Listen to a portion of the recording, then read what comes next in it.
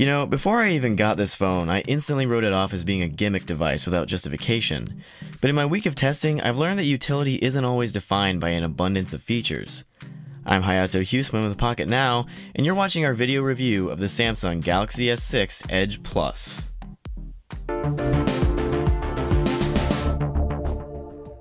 If you thought the name was a mouthful, just wait until you get this phone in your hand.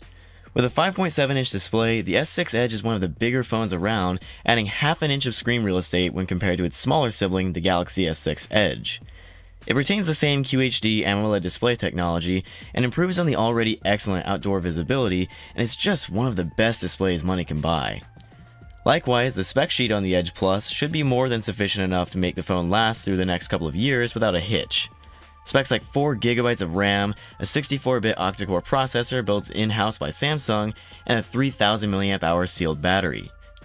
As is the case with the original Galaxy S6 Edge, the Edge Plus lacks microSD expansion, but strangely enough, this time around it's also missing an IR blaster.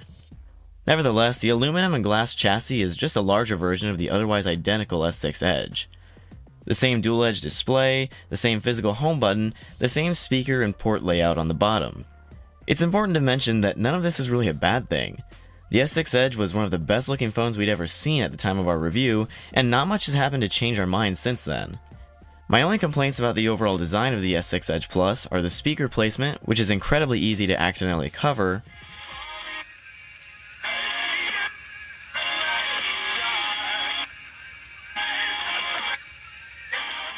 and that it's noticeably less comfortable to hold than the Galaxy Note 5 that launched alongside it.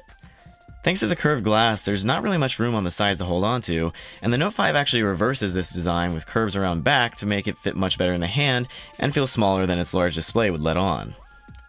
The S6 Edge Plus doesn't feel as unwieldy as the Nexus 6 for sure, but you definitely feel the whole screen here. The software experience on the S6 Edge Plus falls in line with the rest of Samsung's 2015 flagship lineup, which is to say, it's leaps and bounds better than anything we'd seen out of the company prior. TouchWiz running on top of Android 5.1 Lollipop finally adds considerations to improve the user experience without much detracting from the clean experience stock Android has to offer. It's still a little bright and punchy by default, but you can install themes that rework everything from the notification panel to your icon pack and keyboard to really make it best fit you. Features like multi-window are still here of course, and Samsung still builds its Flipboard briefing panel into the home screen. You can disable it if you don't want it of course, but it's actually becoming one of my favorite parts of the software. I did constantly find myself wishing there were more software tweaks taking advantage of the Edge display though. The people and app edges are handy for quick access to frequent items, and the ambient ticker can be a great way to view information and notifications without expending battery life. But my biggest complaint is that only one edge is ever useful at a time. It's great that you can change the position of the People Edge tab from one side to the other, but whichever side you don't choose just acts like the flat rest of the display. This was forgivable on previous devices like the Galaxy Note Edge, but 3 iterations in, I expected a little more out of such unique hardware. On the other hand, the camera here is nothing short of breathtaking. The S6 Edge Plus uses the same sensor found on the Galaxy S6, S6 Edge, and Note 5 with 16 megapixels at your disposal and an f1.9 aperture for pulling in more light and providing better depth in photos. You can capture RAW photos if you'd like, but regardless of which format you shoot in, photos are full of color, detail, and depth, and even in low light where most cameras struggle, the S6 Edge Plus manages impressive images without excessive noise or blur. The front-facing camera uses a wide-angle lens capable of capturing full-body selfies and group photos, and of course, either camera can still be initiated almost instantaneously with a double press of the home button. If you're primarily looking to use your phone for its camera, it really doesn't get much better than this. In daily use throughout my week with the phone, the Galaxy S6 Edge Plus has been one of the fastest devices I've yet tested. Whether I'm flicking through home screens, jumping between multiple apps, or even multitasking, the Edge Plus remains smooth and consistent, and while some others in the industry have reported poor memory management on their devices, I've had no such problems when using either our AT&T or T-Mobile review units. Call quality over both networks has been good as well, and the Edge Plus has a strong antenna to both find and retain a network.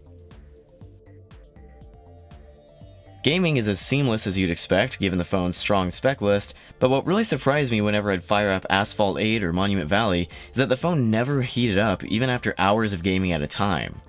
In fact, the only time I could get it to warm up at all was when I was rapid charging it, which should take an hour or less to fully top off that 3000 mAh battery.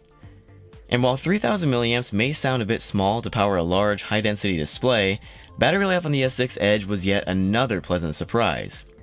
I've been regularly hitting between 4.5 to 5 hours of screen on time, even in those days of excessive gaming. In most retail stores, the Galaxy S6 Edge Plus is likely to be the most expensive phone you can buy, exceeding the cost of even the iPhone 6 Plus and Galaxy Note 5.